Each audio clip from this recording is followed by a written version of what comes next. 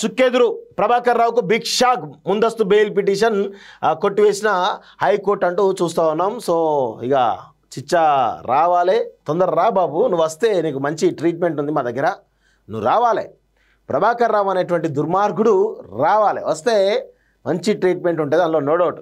చూడండి, phone tapping కేసులో ప్రధాన నిందితుడిగా ఉన్నటువంటి A1గా ఉన్నటువంటి ప్రభాకర్ రావుకు హైకోర్టు ఆయన ఏం చేసిండు, హైకోర్టుకు నాకు ముందస్తు బెయిల్ ఇవ్వండి, లేకపోతే నాట్ టు అరెస్ట్ వారెంట్ ఇవ్వండి, ఇస్తే నేను కేసుకు సహకరిస్తా, పూర్తిస్థాయి సహకరిస్తా అని చెప్పేసి కోర్టు మెట్లెక్కిండు, హైకోర్టు మెట్లెక్కిండు, సుప్రీంకోర్టు మెట్లెక్కిండు. కానీ ఇక్కడ కూడా ఆయనకు రిలాక్సేషన్ దొరకలేదు.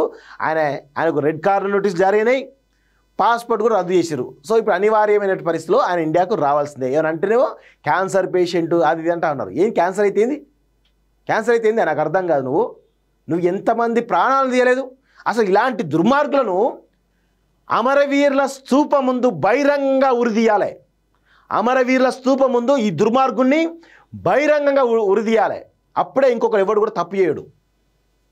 అసలు దీని వెనకాలలో ఎవరు వాళ్ళు తెలవాలి కదా, ఆ దొంగలు కూడా తెలవాలి. ఫోన్ ట్యాంపింగ్ కేసులో ప్రధాన నిందితుడిగా ఉన్నటువంటి ప్రభాకర్ రావుకు హైకోర్టులో చుక్కెదిరింది. ఈ కేసులో ముందస్తు బెయిల్ మంజూరు చేయాలంటూ ఆయన దాఖలు చేసినటువంటి పిటిషన్ను హైకోర్టు శుక్రవారం కొట్టివేసింది. రాష్ట్ర వ్యాప్తంగా తీవ్ర సంచలనం సృష్టించినటువంటి ఫోన్ ట్యాపింగ్ కేసులో సిట్ ముమ్మర విచారణ చేస్తున్నది. ఈ క్రమంలో కేసులో ప్రధాన నిందితుడిగా ఉన్నటువంటి SIB మాజీ చీఫ్ ప్రభాకర్ రావును వెనక్కి రప్పించేందుకు అధికారులు అన్ని చర్యలు తీసుకున్నారు. ఇందులో భాగంగా ఇప్పటికే CBI ద్వారా ప్రభాకర్ రావుపై రెడ్ కార్నర్ నోటీసులు జారీ చేయించారు. ఆ తర్వాత పాస్పోర్టు అథారిటీ ఆఫ్ ఇండియా ద్వారా పాస్పోర్టు కూడా రద్దు చేయించారు. ఈ క్రమంలో ప్రభాకర్ రావు స్వదేశానికి రాక తప్పని పరిస్థితి నెలకొంది. దాంతో ఆయన తనకు ముందస్తు బెయిల్ మంజూరు చేయాలంటూ ఇటీవల హైకోర్టులో పిటిషన్ దాఖలు చేశారు.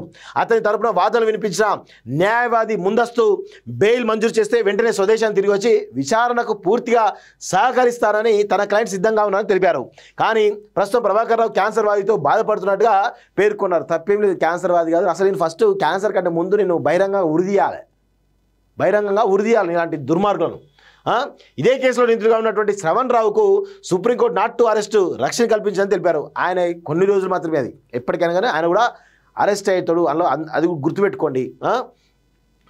సో అయితే ప్రభుత్వ తరపు న్యాయవాది ప్రభాకర్ రావుకు బెయిల్ మంజూరు చేయవద్దని వాదనలు వినిపించారు. SIB చీఫ్గా ఉన్న సమయంలో ఆయన కనుసరణలోనే ఫోన్ ట్యాపింగ్ వ్యవహారం నడిచిందన్నారు. క్షుణ్ణంగా విచారించినప్పుడే ఈ వ్యవహారంలో అసలు సూత్రధారులు ఎవరన్నది బయటపడుతుందని చెప్పారు. ఇప్పుడు ఆయనకు ముందస్తు బెయిల్ మంజూరు చేస్తే కేసు విచారణపై ప్రభావం చూపించే అవకాశం ఉందని అంటున్నారు. సో నేను న్యాయమూర్తులకు ఒక్కటే కోరుతాను, ఈ దుర్మార్గుడు మీ ఫోన్లో కూడా ట్యాప్ చేసిండు, న్యాయమూర్తుల జడ్జిల ఫోన్లను, సుప్రీంకోర్టు జడ్జిల ఫోన్లు, కేంద్ర మంత్రుల ఫోన్లు అందరూ కూడా ట్యాప్ చేసిండు ఈ దుర్మార్గుడు. సో అందుకే ఈ దుర్మార్గుడికి ఉరిశిక్ష వేయాలి డైరెక్ట్ మీరు, అసలు లేదంటే బహిరంగ ఉరి తీయాలి. ఇట్లాంటి అసలు ఇలాంటి లుచ్చాలు అసలు వదలొద్దు ఈ దొంగ నా కొడుకులే. విదేశాల్లో ఉన్నత విద్యను చదువుకోవాలని అనుకుంటున్నారా? అయితే వెంటనే ఫ్లైగ్రాడ్ ఓవర్సీస్ ఎడ్యుకేషన్ కన్సల్టెన్సీని సంప్రదించండి. మీ విదేశీ కలలను సాకారం చేసుకోండి. ఫ్లైగ్రాడ్